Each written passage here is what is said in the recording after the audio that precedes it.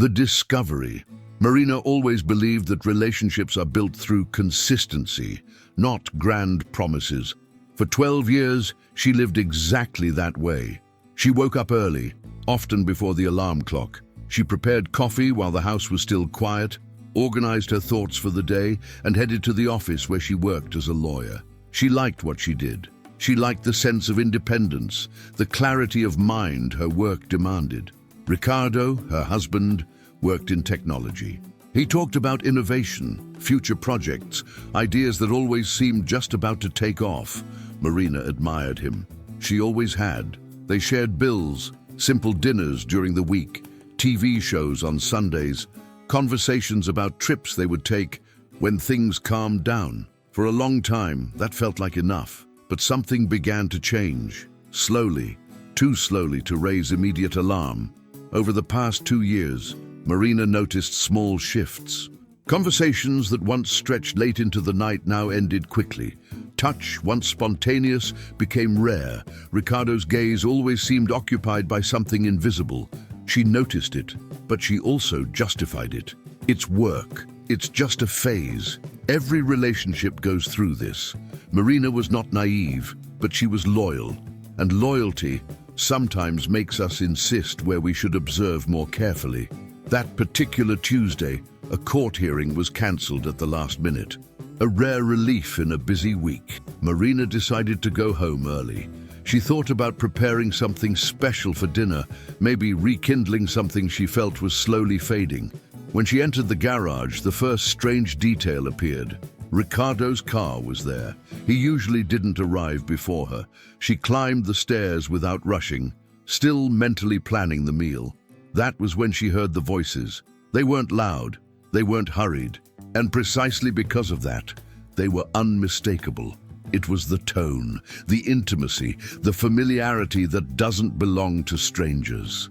Marina's heart raced, not in panic, but in recognition. She opened the bedroom door. Ricardo was there, with another woman. Time didn't freeze like in the movies. There were no screams, no dramatic objects falling to the floor. There was only a dense, heavy silence, impossible to ignore. Ricardo turned pale.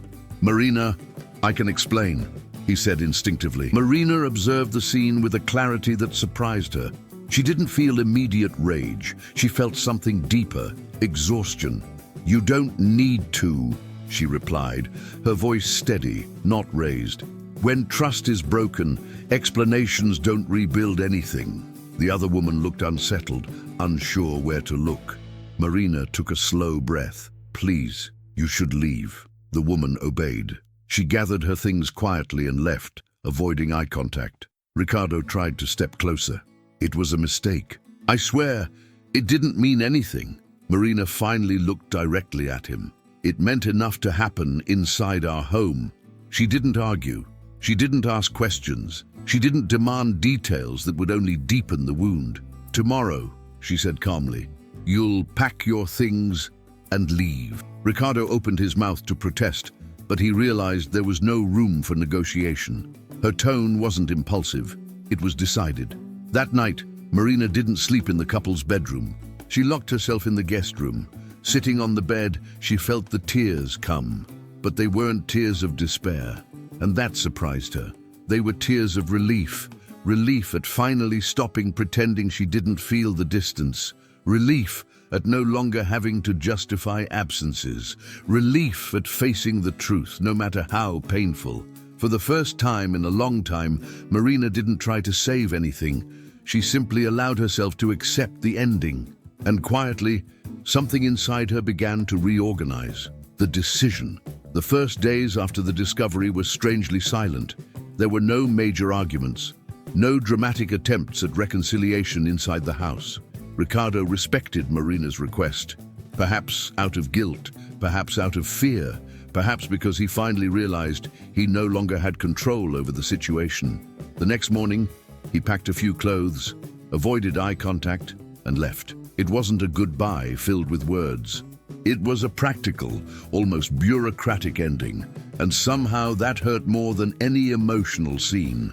When the door closed, Marina stood still in the middle of the living room. The house felt different, not empty, just quiet in a new way. In the first few days, her body reacted before her mind. She woke up at her usual time, prepared coffee for 2 out of habit, and only then remembered that now it was just 1. The shock came in short, unexpected waves. But what surprised her most was this: she didn't feel the urge to go back. Ricardo tried to contact her almost immediately. Long messages, carefully written. He spoke of regret, confusion, how everything had gotten out of control. He promised therapy, change, a fresh start. Marina read every message. She didn't reply to a single one, not out of pride, not out of revenge, but because in that moment she knew something that only maturity teaches. Immediate remorse is often reaction, not transformation. It was fear of consequences speaking louder than conscience. She didn't want to be cruel, but she also didn't want to negotiate something that, for her, no longer had room to be negotiated. At work, she maintained her usual posture. She met deadlines, attended meetings, upheld the professional image she had always carried. Some colleagues noticed she was quieter. Others sensed something different, more contained, more firm. No one asked directly, and Marina was grateful for that. The only person she told everything to was Carla, her best friend for many years. They met at a cafe over the weekend. Marina told the story without drama, as if stating an undeniable fact. Carla listened in silence. When Marina finished, there was a long pause. "Are you sure about this?" Carla asked carefully. "About the divorce, I mean." Marina didn't hesitate. "Absolutely. Even after so many years?" "Precisely because of them," Marina replied. "I won't negotiate my dignity to preserve a story that no longer exists the way I believed it did." Carla reached across the table and held Marina's hand. "You're stronger than you think." Marina smiled faintly. But later that night, alone, that strength felt far away. The questions began to surface when no one was watching. Did I fail to notice the signs? Could I have done something differently? Was I too cold? And the cruelest of all, was I not enough? Those questions didn't come seeking answers. They came to wound. Marina caught herself replaying old scenes, trying to pinpoint the exact moment everything started to fall apart. A cancelled dinner, a postponed conversation, emotional absence disguised as routine. She blamed herself for things she rationally knew were beyond her control, and that confused her. Because Marina had always been logical, rational, objective, but the end of a marriage doesn't obey logic. One night, while organizing documents, she found old photographs, trips, birthdays, genuine smiles, moments that weren't lies, and that made everything more complex. She wasn't denying the past, she was acknowledging that it no longer sustained the present. That's when something began to shift inside her. Marina realized she was trying to answer the wrong question. It wasn't, "What did I do wrong?" It was, "What am I willing to keep living with?" And the answer was clear. She wouldn't accept emotional surveillance. She wouldn't accept distrust. She wouldn't accept the constant feeling of being alone inside a relationship. The betrayal was the visible breaking point, but the disconnection had started long before. The following week, Ricardo tried calling. She let it ring. She didn't feel pleasure in ignoring him. She felt necessity, because she knew that if she answered, she would open space for emotional negotiation, and she was no longer willing to negotiate what she had finally defined. Marina wasn't closing a door on impulse. She was closing it with clarity, and that hurt. But it also brought a strange sense of coherence. For the first time in a long while, she was aligned with herself. She wasn't trying to save anyone. She wasn't trying to maintain an image. She was simply respecting her own limits.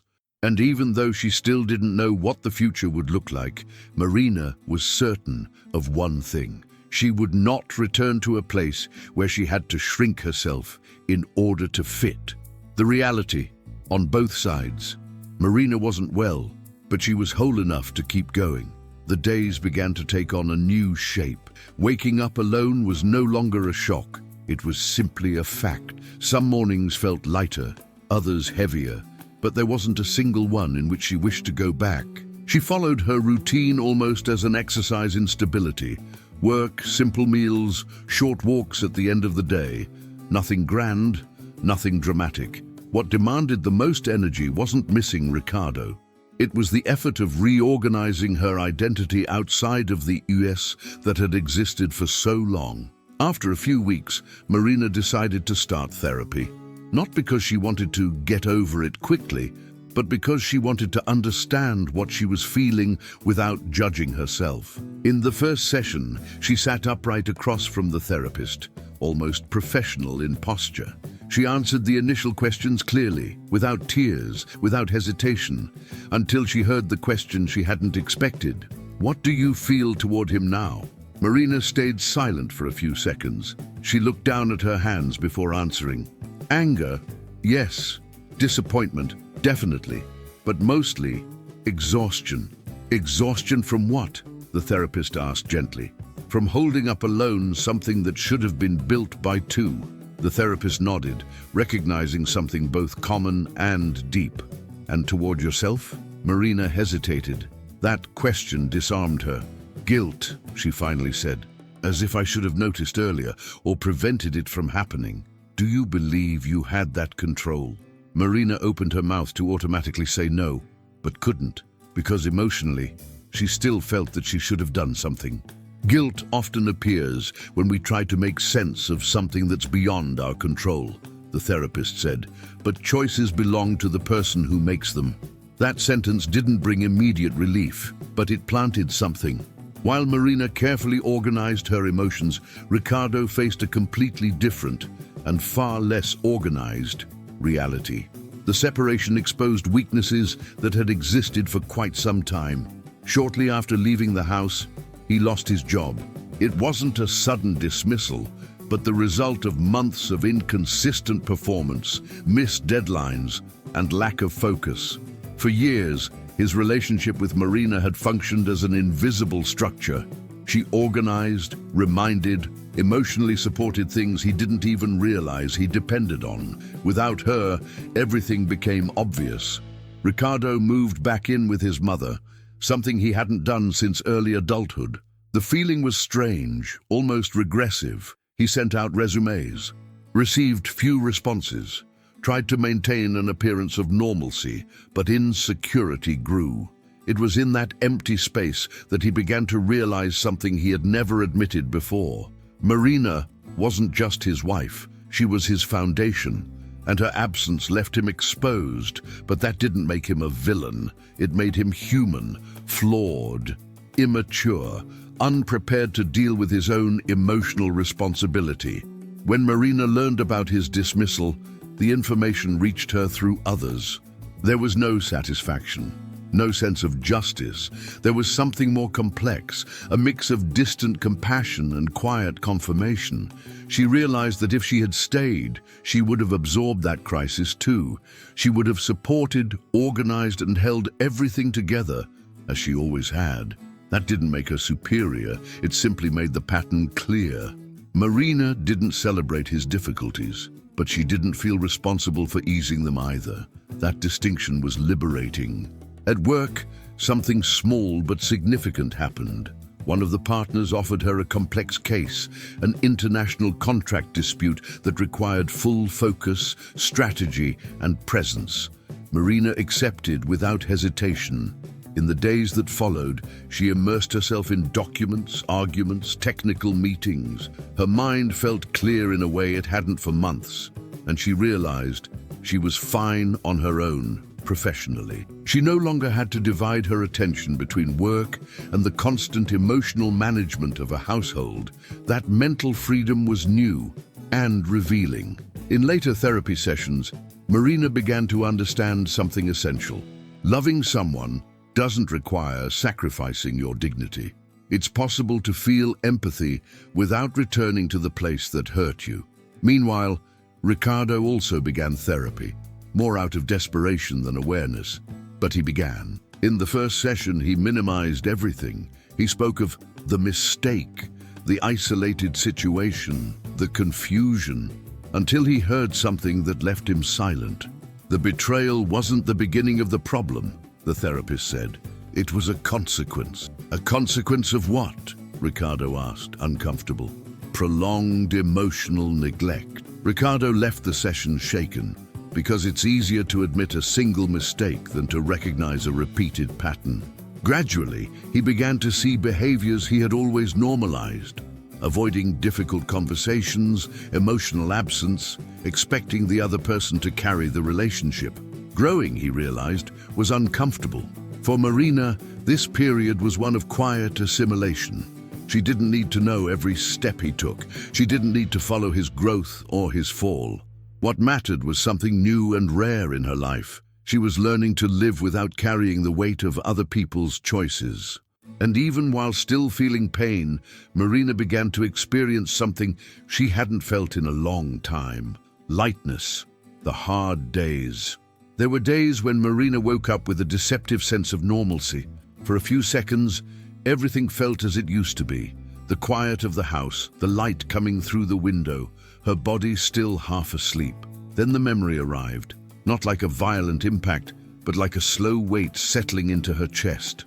Those were the hardest days, not because she doubted the decision she had made, but because the past insisted on resurfacing in the details. A song on the radio, a familiar scent, a restaurant she passed on her way to work. Good memories appeared without warning. Trips that had been happy, genuine laughter, long conversations late into the night when they still believed they were walking in the same direction. And inevitably, the question surfaced. Had I given up too soon? Marina knew rationally that she hadn't. But emotions don't follow logic. On one of those nights, she sat on the couch with her phone in hand, rereading old messages. Not out of hope for reconciliation, but out of an unconscious need to validate what they had lived. She needed to remember that it had been real, and it had been. The problem wasn't the past, it was the present that could no longer sustain it. In a moment of fragility, Marina called Carla. Her voice trembled as soon as her friend answered. "What if I'm being too harsh?" she asked. "What if I'm confusing pride with dignity?" There was a brief silence on the other end of the line. Carla didn't answer right away. She chose her words carefully. "Marina, you can have compassion for him without going back. You can honor the good moments without erasing what made you leave. One thing doesn't cancel out the other." That sentence echoed long after the call ended. Compassion does not require returning. That idea seemed simple, but it was liberating. Marina began to understand that pain doesn't mean mistake, that missing someone doesn't invalidate a decision, that remembering is not the same as wanting to go back. She also learned something difficult. Healing is not linear. There were days when she woke up light, productive, almost cheerful over small everyday victories. And there were others when sadness arrived unannounced in the middle of a meeting, triggered by the sound of someone laughing in a familiar way. Before, Marina would have judged herself for that. She would have thought she was regressing. Now, she didn't. She allowed herself to feel without interpreting it as weakness. One Saturday afternoon, she decided to walk without a destination.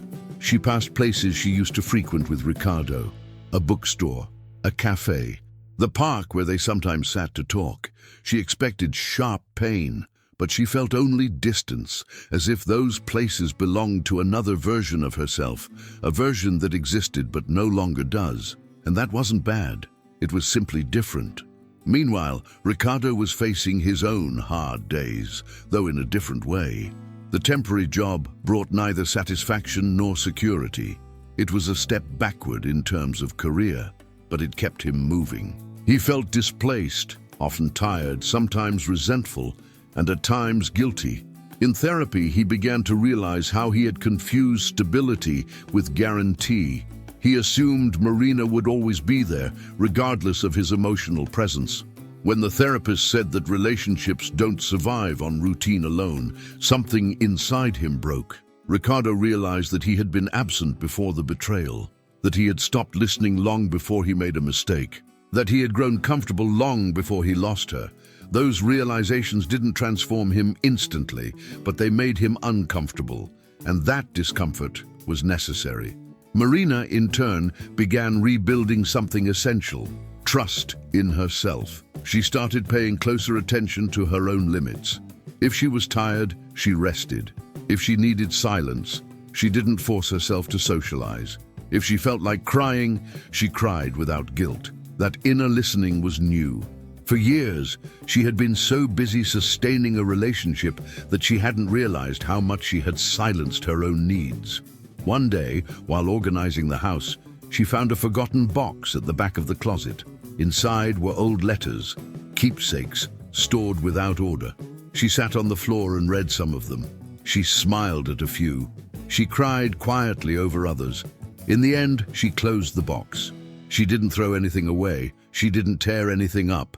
She simply put it back, not as something she needed to relive, but as something that had been lived. That night, she wrote in her journal, "Feeling pain doesn't mean I should go back. It only means that I loved for real." That sentence stayed with her for weeks. Marina began to understand that the hard days were not setbacks. They were part of the process of rebuilding herself with honesty. And slowly, even on the gray days, something remained firm inside her. She was no longer betraying herself to save anyone else. And that made all the difference. Small victories. The changes didn't arrive in a grand way. There wasn't a specific day when Marina woke up different, stronger, or completely healed. What happened were small internal shifts, almost imperceptible at first, but cumulative. The first victory was simple. She started sleeping well again.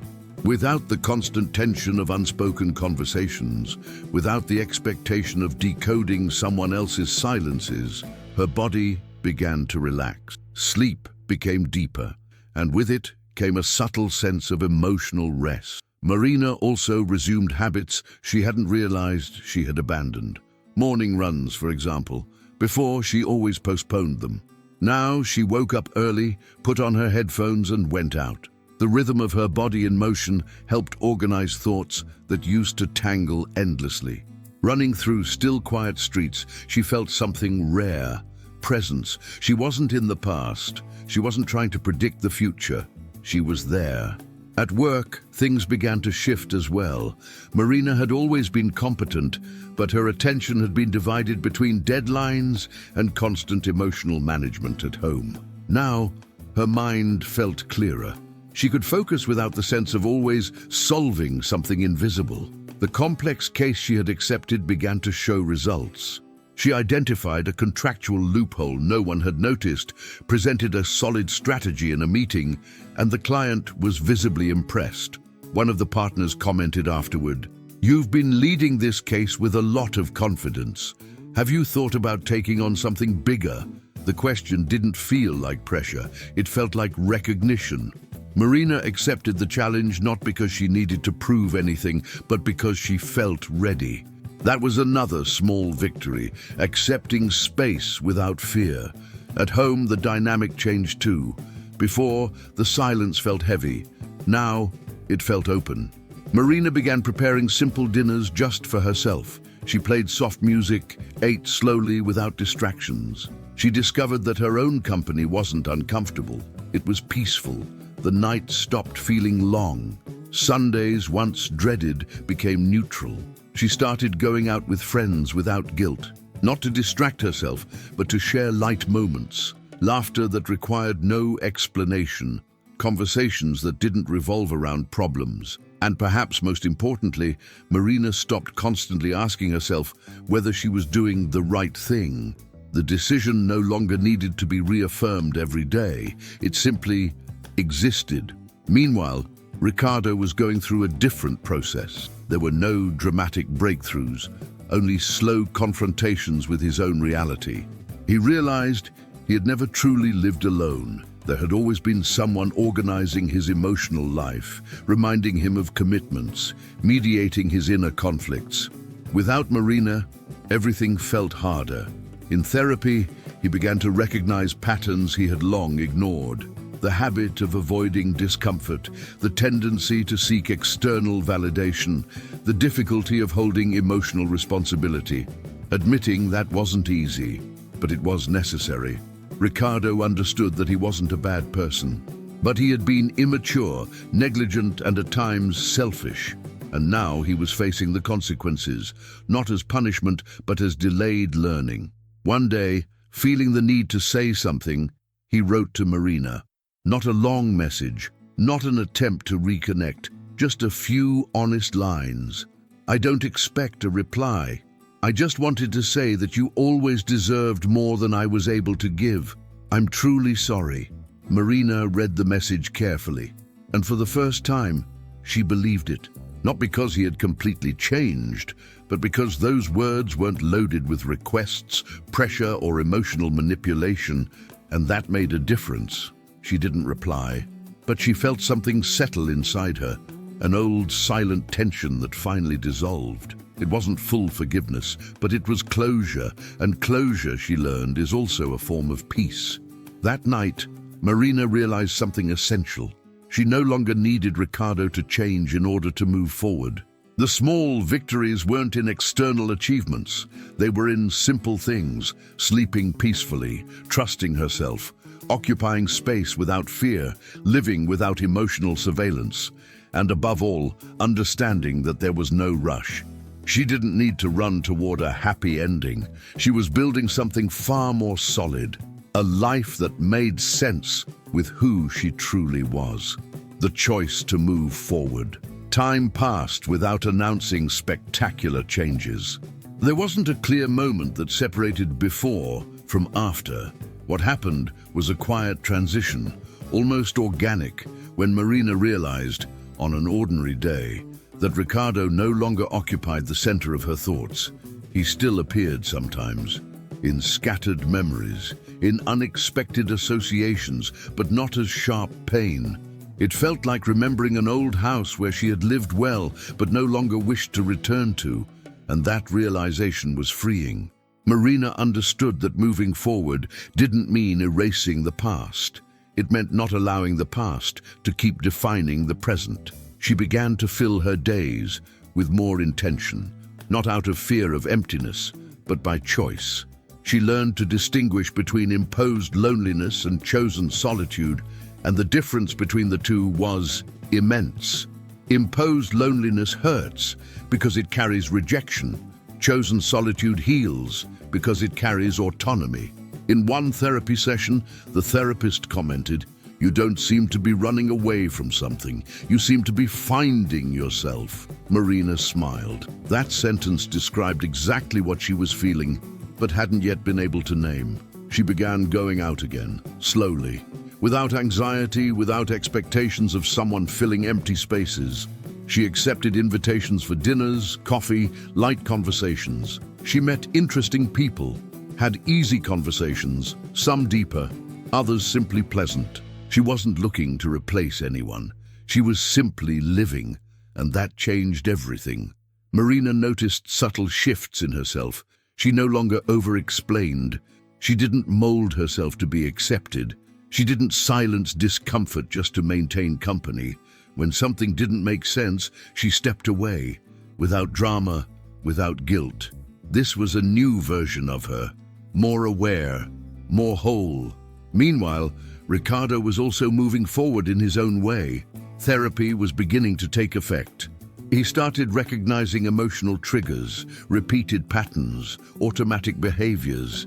He didn't transform overnight, but he stopped hiding from himself. He gradually stabilized his career, made new friends, learned to deal with silence without immediately seeking distractions.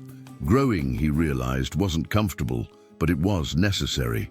They didn't return to speaking.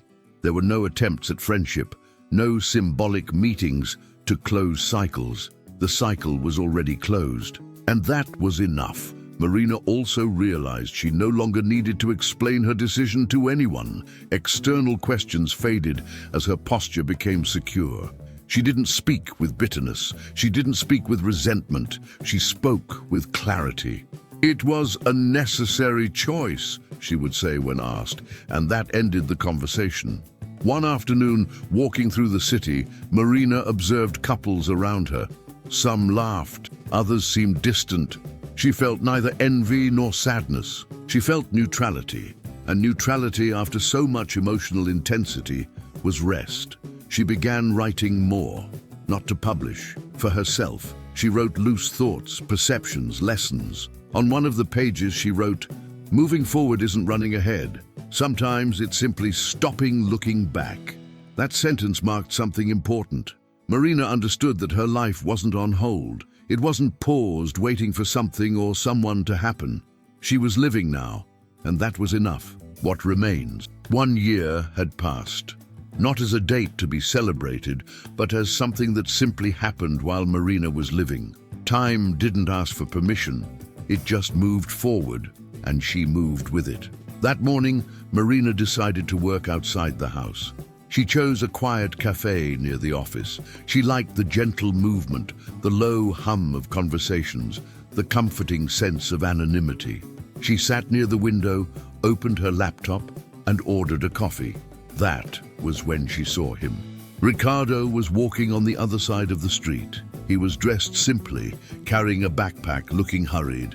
There was nothing remarkable about him, and perhaps that was what stood out the most. For a moment, Marina felt her body react before her mind, a brief tightening in her chest, not from longing, but from recognition of a story that had once been important. She watched him cross the street, stop briefly to check his phone, then continue on.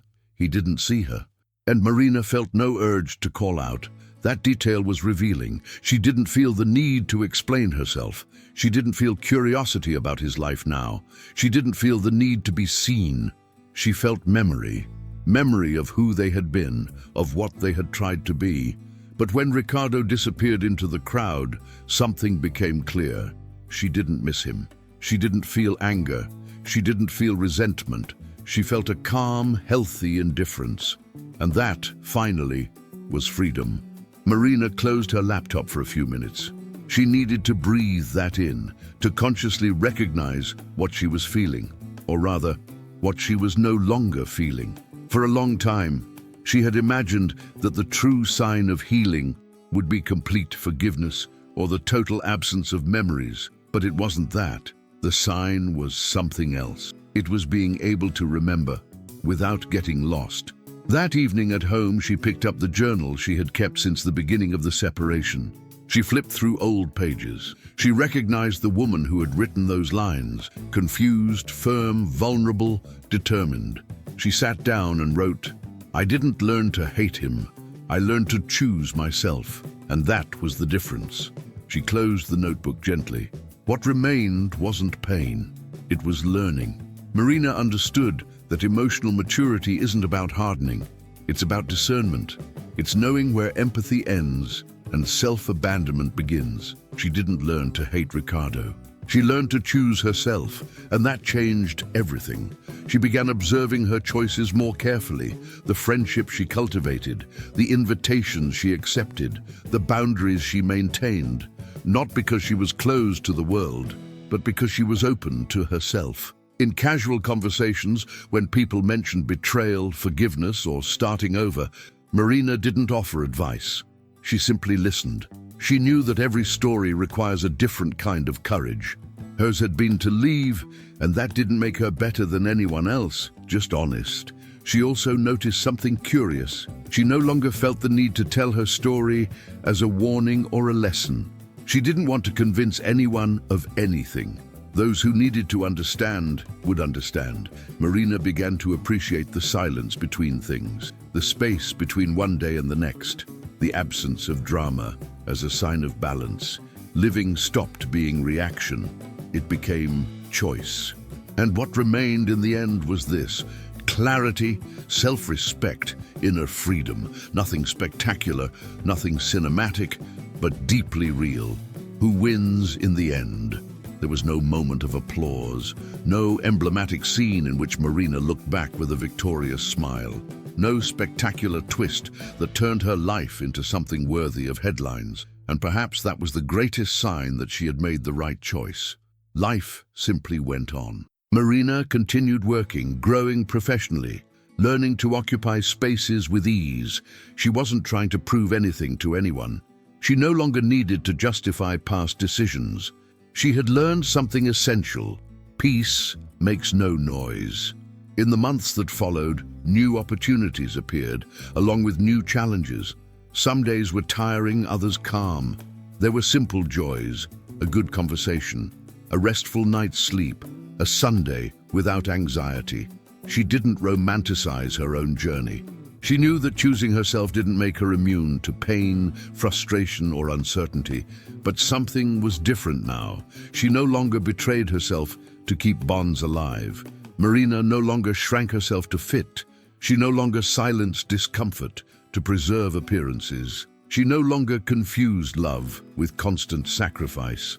She had learned the difference between giving in and abandoning herself. Ricardo also moved forward. There was no dramatic downfall and no miraculous redemption. There was effort, there was late learning, there was gradual growth. Over time, he understood that losing Marina wasn't just losing a wife, it was losing the version of himself that existed supported by someone emotionally stronger. That realization hurt, but it also forced him to mature. Ricardo didn't become a villain in his own story, nor a redeemed hero. He became someone more aware of his own flaws, and that in itself was already change. They didn't cross paths again. And that wasn't a lack of courage. It was respect for the paths each one needed to walk. Marina didn't need to witness his evolution to validate her decision. Ricardo didn't need her presence to continue growing. Each of them now carried their own choices. And that was fair. If someone asked who won in the end, the answer wouldn't be simple. There were no winners in the traditional sense, but there was someone who chose dignity over comfort.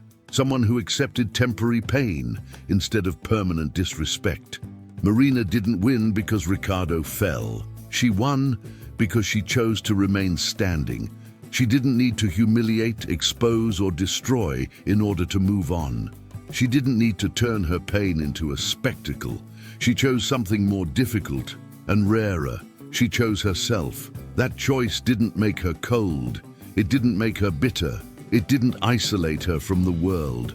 On the contrary, it made her more aware, more whole, more aligned with who she had always been, but for a long time had placed in the background. Marina understood that loving doesn't require disappearing, that staying isn't always a sign of maturity, that leaving sometimes is the most honest act someone can make.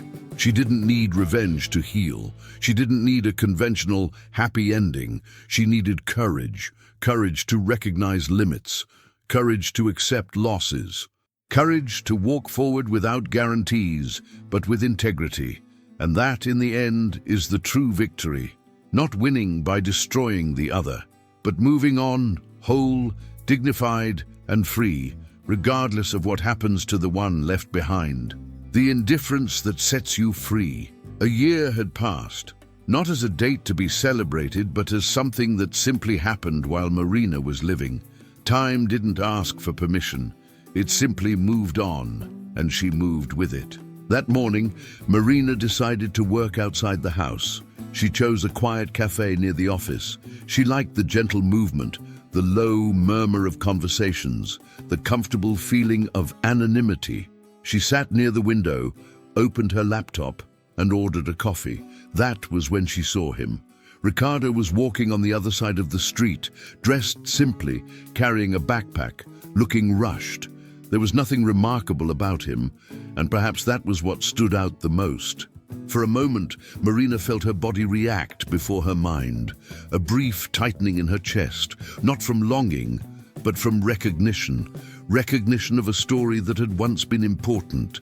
She watched him cross the street, pause briefly to check his phone, then move on. He didn't see her, and Marina felt no desire to call out to him. That detail was revealing. She didn't feel the need to explain herself. She didn't feel curiosity about his life now. She didn't feel the need to be seen. She felt memory of who they had been, of what they had tried to be. But when Ricardo disappeared into the crowd, something became clear. She didn't miss him. She felt no anger. She felt no resentment. She felt something rare and powerful. Indifference. Not the cruel indifference of someone pretending not to care, not the forced indifference of someone still wounded, but the healthy indifference of someone who is finally free. Marina closed her laptop for a few minutes. She needed to breathe it in, to consciously recognize what she was feeling, or rather what she was no longer feeling. For a long time, she had imagined that the true sign of healing would be complete forgiveness or the total absence of memories. But it wasn't that. The sign was something else. It was being able to remember without getting lost. She picked up her phone and opened her notes. She wrote just one line: "I didn't learn to hate him. I learned to choose myself." And that made all the difference. She put the phone away, took a sip of her coffee, now lukewarm but still pleasant. And for the first time in a long while, Marina realized something simple and profound. She wasn't waiting for anything.